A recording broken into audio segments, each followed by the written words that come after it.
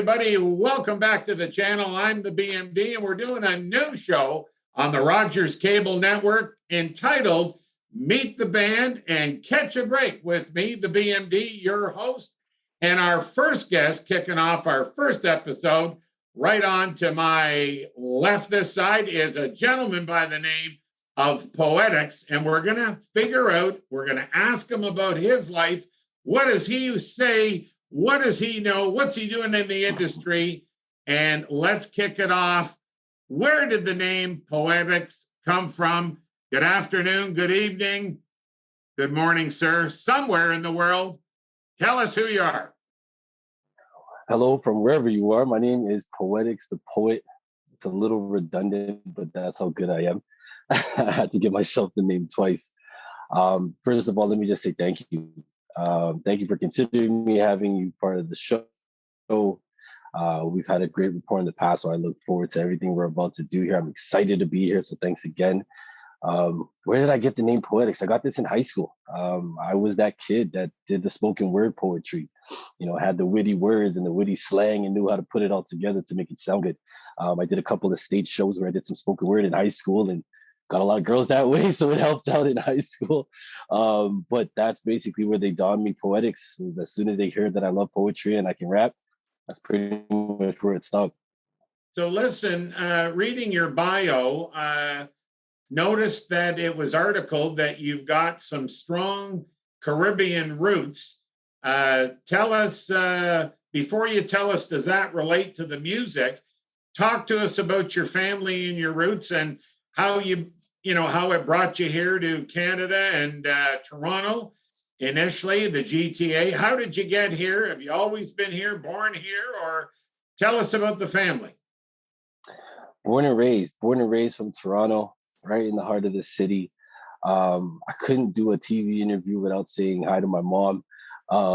Definitely heavily rooted in the Caribbean roots. My mother being partly from Venezuela, which brings a lot of that reggaeton into what I do. We'll talk about that in a bit. My dad, on the other hand, is the Trinidadian. So a lot of that sing-songy stuff that I'm going to introduce to you guys today comes from that side. Growing up, listening to it in my house every Saturday morning while my mom was doing the laundry and doing the vacuuming and telling me to get myself out of bed, was just listening to soca, calypso, mixing it up with a little Hector Lavoe for the Spanish side, the salsa, the merengue, all of that. My house is very, very vibrant and colorful. But my producers, Tonics, by the way, this is my guys. These are my #1 producers in the world. They bring all of the Spanish influence into this and mix up with that Hector Lavoe and that, even a little bit of Jennifer Lopez with some of the features that we've had. We got a little bit of taste of everything. So are you male orientated or a mix of female? You seem like you've got quite a catalog. Putting Whitney Houston between Coolio and Tupac Shakur. I know that's just general taste buds, but that is a real North and South Avenue. Can you explain, how that intertied to your songwriting and your, lyric assembly and making the tunes? Yeah, definitely. Growing up, I was definitely more of the lover than I was the fighter. So I take a little bit of that R&B influence and I mix that with some of the more harder parts of my life that I've kind of been through. So you'll see that North-South happen in the exact same song that I'm writing. I tend to be a little bit bipolar when I'm writing, so I'll start at one end and end up somewhere else. But taking all these different genres that I'm so used to listening to allows me to channel so many different emotions all into one song and really connect with the people that are listening to it. Because honestly, that's the only reason why I do this, is to connect to people like yourself and make you feel the type of music that I'm doing, and kind of see things through my eyes and take a little bit of a journey with me. Now, you worked hard at school, got a BA in your English. Was the English obviously the spoken word and developing the rhymes and reasons of the poetry, blending you now to the songwriter and artist you are today? You know what? You wouldn't believe me, but, while I was in university, I really had no aspirations to rap or sing or anything. I did it kind of just as a hobby. Growing up in university, shout out to York University. Anybody that went to York, shout out to you. I picked up almost all my creative skills. Just learning how to write poetry itself, keeping up with the cadences, keeping up with all the different rhyme patterns and the rhyme schemes. That alone gave me the tools that I use daily now that I don't even realize, right? You're just writing this stuff as it comes naturally, but learning how to place things in certain positions and rewrite words in other ways, making sure the rhyme scheme is right. All of that was picked up throughout my university courses. I even picked up some history going all the way back to the 1920s, starting with blues all the way into the birth of hip hop going into the 70s. So I picked up a whole lot from, DJs like Ron Nelson, who taught at York, just a couple of great people that I picked up some tips from. Final question on the bio, and then we're going to get really into your heart and soul. Oh boy. You got involved in the Top Spitter competition in 2021.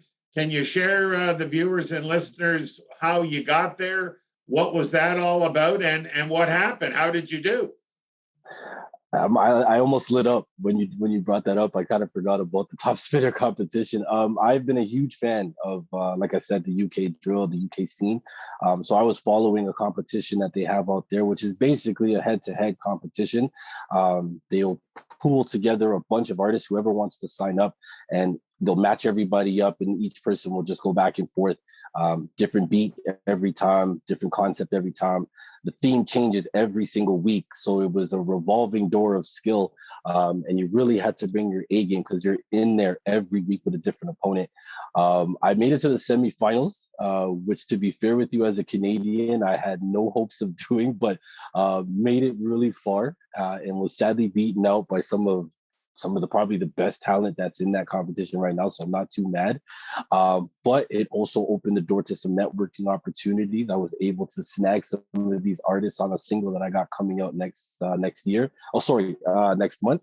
And also an EP that I was able to put together with a bunch of different features from out there. So shout out to my Top Spitter gang. I really appreciate the exposure, and I really appreciate the opportunity for you guys to let me show off my skills. So what did they think of Poetics? They love the boy. Did you have some flash? Did you let the Canada group down, or you held your own? Oh man, no, I held my own. I think I was the only Canadian. There might have been just one or two others, but no, I definitely went down swinging. I wasn't going to let them, think that we weren't as equals just because we're Canadian. And I definitely had to put my foot down in that competition. I gained a lot of respect, to be fair with you. I'm kind of surprised that I had a lot of people, reaching out afterwards to compliment me on my skills. So Canada's on the map over there now, hopefully. So we'll see what comes with the 2022 Top Spitter, because I hope to enter that again. Belated congratulations.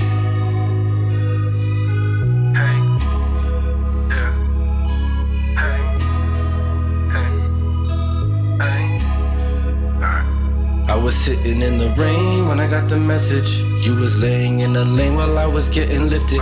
He took a bullet to the brain while my heart was ending. How could I miss that day? Why was I so selfish? Now I'm driving in the lane and I'm wondering, why couldn't you stay away from all the hustling? I've been working on my aim in the darkness. In case I see they face, there's no option. I'ma pop 'em.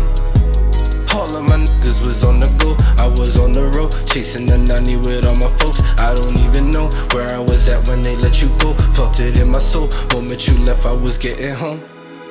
Then it hit me, you was going for real. Feeling sickly, that's why I palmed the steel. Trigger itchy, I might just blow for real.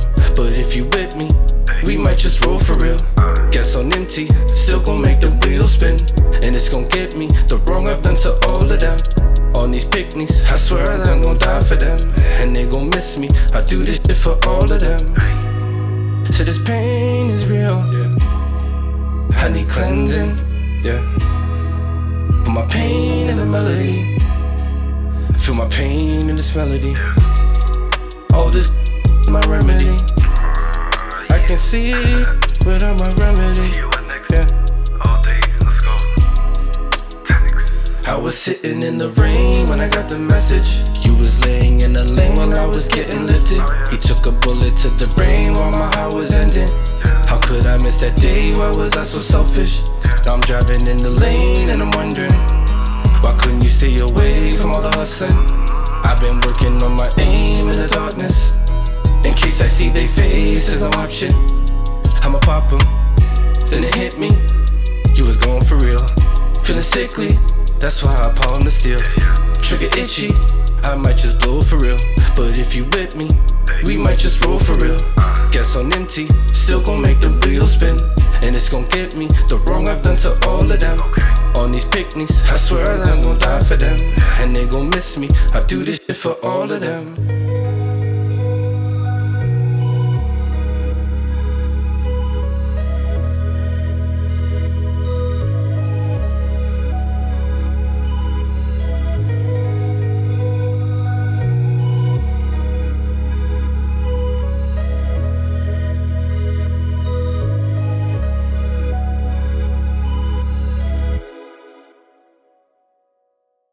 Now, how did you get started? Now, I know we talked about background and family, but how did you say when you were coming out of the bathroom in the morning, getting ready for breakfast before you went to school, and you looked in the mirror and you said, I'm going to do this. I can do this. I'm going to do this. Watch me. How did you get started? You know what? It was actually my producer. It was actually my producer, Tonics. It's a duo. It's the brothers, the Tonics brothers. They were actually the driving force behind it. We were messing around one day back in 2018, and they were showing me some music, and they said, "Hey, why don't you jump behind the microphone and see what you can do?" Took about a half an hour of convincing, but we put something together in a matter of an hour. And obviously wasn't my best work, and it's probably something that's never going to get released. But at the same time, it opened up a door, and it kind of made me realize I'm not too bad at this. And it was the kick in the pants from my producer to say, yeah, we got to start doing this. And every other week, it was like, okay, now you got to get a microphone. Now you got to get speakers. Now you got to get, so I added a way up to a studio, and I worked heavily out of my basement with it. And it's been nonstop ever since. So exciting leads me to visionary. The word visionary. You're a visionary. You can't be a poet. You can't be spitting words instead of getting knocked out and spitting chiclets. So what is your vision? How does the writing happen? Does it start with a thought? Does it start with what? Does it start with the dog ran across the street and bell goes off? Do you hear a beat in your mind? Do you wake up with a verse? Everybody's different. Tell the viewers how you tick. I'm an emotional person. I might wake up one day and feel, one way, and then halfway through the day, I'll feel another. So what I tend to do first is write down my thoughts. That's probably my first step in my writing path, is writing down whatever I'm feeling in that moment or in that part of the day, and leaving it. I'll actually leave it for a couple hours and then come back to it to start kind of formulating my plan. The beat, to be very, very honest, the beat is probably 50% of the work to me. The beat itself will have different instruments that'll read differently to me or feel differently to me. So those are the ones that I, depending on what it sounds like, that's usually where I'll drive. Okay, hold it there for a second. When you get the beat, it's an instant, that's me. Yeah, I want to do that. I got the words that can go with that beat. Tell us the process. I usually don't have words. I'll be honest. I just have a couple of thoughts. And then once I get the beat, that's what it is. It's the epiphany moment. Once I hear a certain sound or a certain melody in the song, that's usually what will instigate where my path is going to go or what my topic is going to be about. I'm a heavy person with the piano. I love the piano. I think the piano brings out emotions that are in there that you don't really know are there. And it drives out a lot. So I heavily focus on the beat. I usually just loop something over and over and over again until I get something catchy enough to write down. And from there, it usually just flows out like water once the idea is on paper. So you got a family, you're a father, you've got a job to pay the bills right now till the rap world catches you. How do you stay focused? That's a lot of things to do. That's a loaded question. Honestly, it's just staying busy. I can't stand being idle. I can't stand sitting and not necessarily knowing what to do. And I think that's what COVID did to all of us, right? And it's been a huge learning curve. Was just figuring out, okay, what do I do with all this spare time now that I don't have to go into the office or I don't got to go do this, right? So what keeps me focused is literally just trying to write the next best thing. I try to surprise myself every single time. I try to make myself cry, to be very frank with you. I try to make myself cry every single time I write something, because I know that if I can draw out those kind of emotions in myself, which are hard to do, I can almost certainly do it with my fan base. So it's definitely a matter of just sitting down, listening to the beat, and then finding that emotion, and the rest of it pretty much comes to, which is not to say everybody's easy like that, right? I'm not telling anybody to do it that way. But once the emotions are out, the rest of it's easy. So you developed a song, you're an emotional guy. What message is in the songs? Like, what are you trying to get across? Yeah, a lot of it is there's some personal bits to it, right? But the emotion behind a lot of my music is stuff that we go through every day. Chasing somebody who doesn't want to be there, trying to hold on to someone who doesn't want to be there, the trials and tribulations. And COVID has helped, believe it or not, but COVID has helped kind of open my eyes to different situations that I've been with and see it in a different perspective, which also brings another perspective to my writing. So with COVID, I've kind of had to learn to embrace the silence and these idle moments that I go through, and just hit that pen and pad. And that's probably what I would tell anybody when you're stuck in a rut: just hit that pen and pad and just write it out. Now, what about hunger? Talk about the hunger.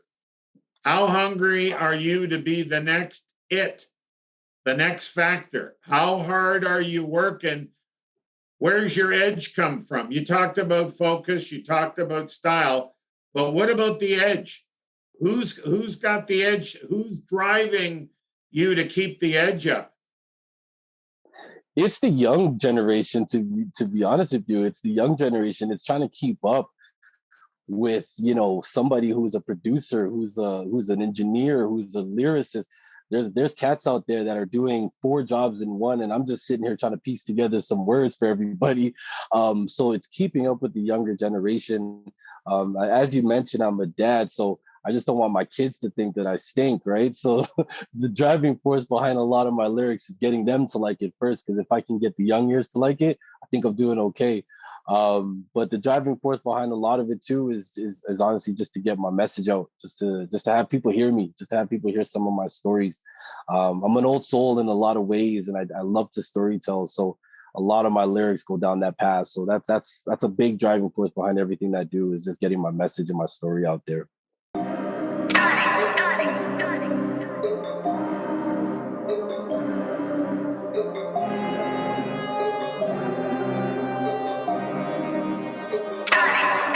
If I could be a killer, I'd be like Cole. Don't got dreads, but I rap from the soul. If I could be a killer, I'd be like Kendrick. Balls on sight every time that the pen hits. If I could be a killer, I'd be like Ye. Went through the wild, but I won't sell my soul yet. If I could be a killer, I'd be just me, picking off beats on the MIC. If I could be a killer, I'd be like Manson. Ladies be saying I'm handsome. If I could be a killer, I'd be like Bane, with the mask on, but I let them all hang. If I could be a killer, I'd be like none of y'all boys, cause all of y'all boys are lame. Picking on all of y'all boys, I'm done with y'all boys. Majority these boys like bam, I'm on this level alone. I only sit on this throne. Got to this place and I'm first in the race. And some of you rappers have done what I done, not all of the men can go. Some of you boys been moving like girls, and half of you rappers are slow. I stand tall on my riches, your best is my average. You already know how this goes, hit 'em up.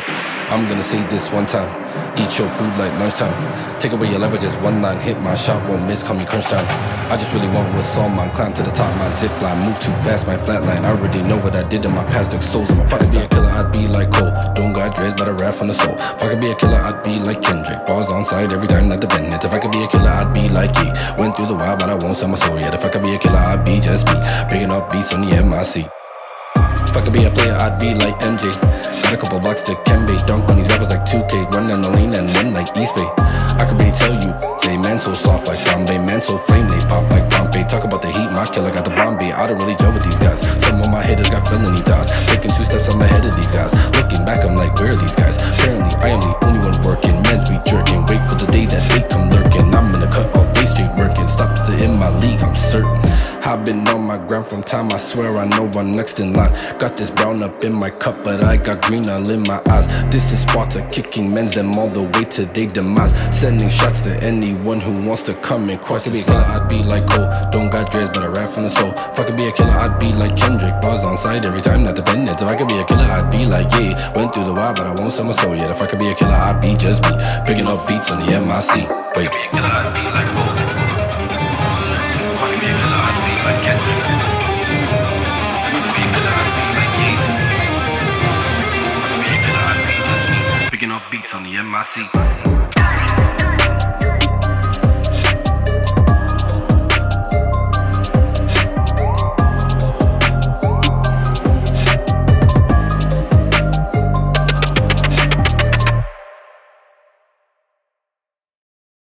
Eddie Van Halen, of course, passed this past year.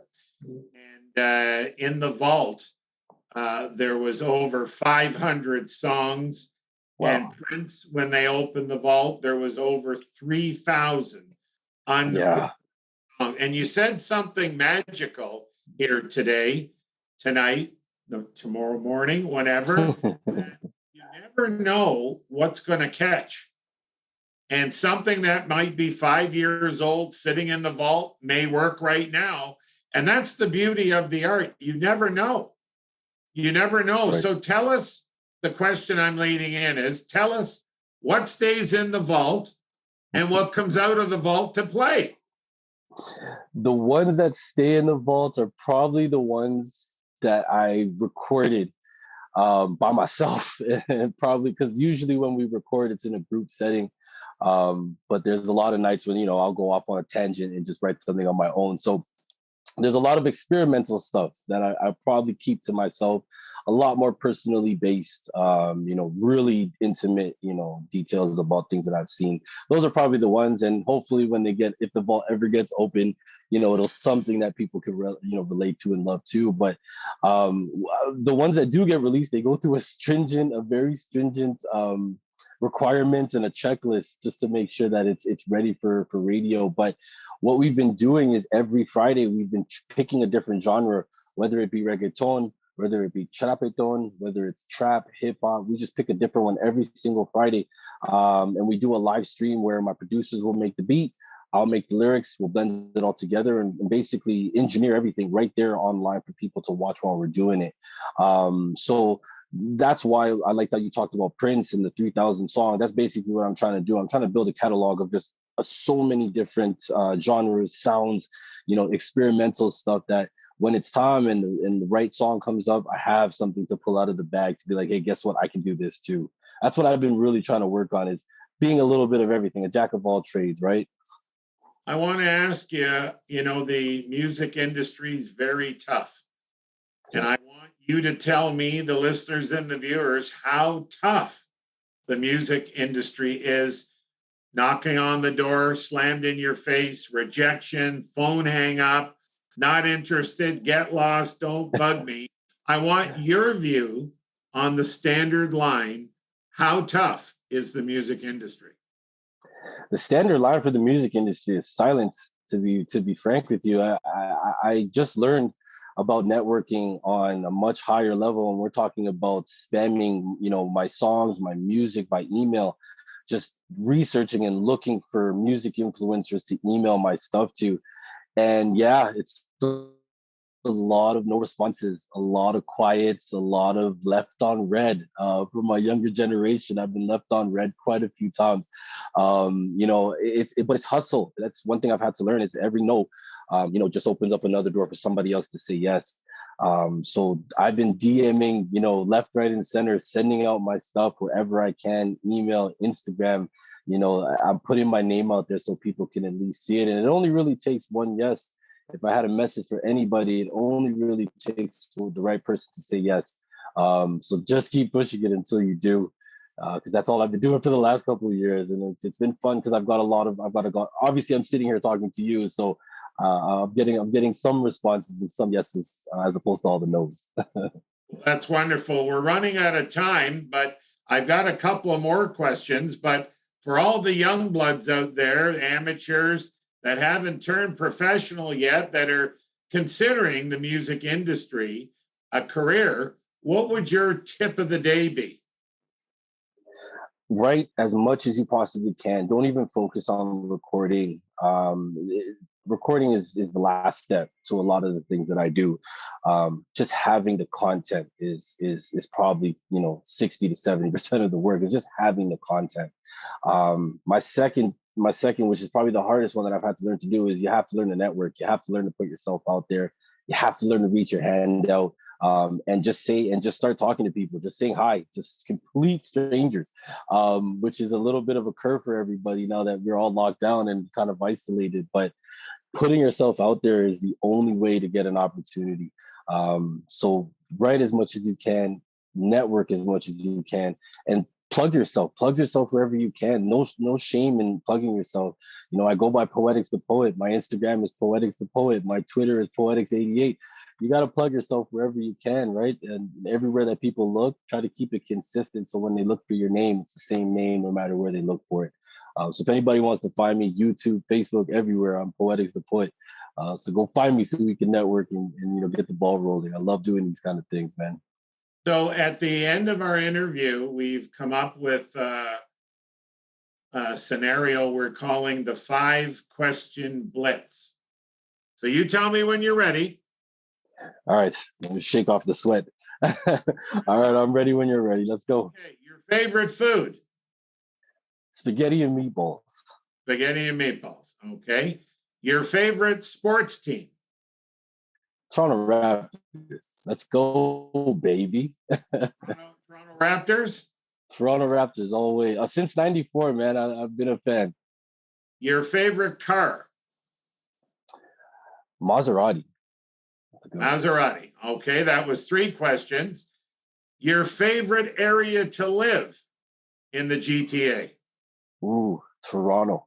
Toronto first and foremost. I want to live amongst all the buildings. I just love the buildings in Toronto, man. That's my heart. Okay, final one. Your favorite pair of shoes? Ooh, Red 11s.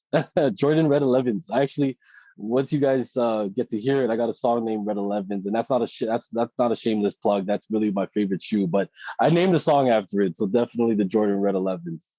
Well, listen, it's been great catching up with you, folks. I'm the BMD, your host on Catch a Break with me, the BMD, and the show, starting with Rogers Television Network, Meet the Band.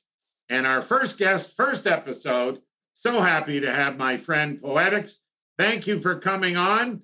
And we're going to catch up because this job is about catching up, just like we did with you today. So you know what we say? If you're happy, tell a friend. See you next time.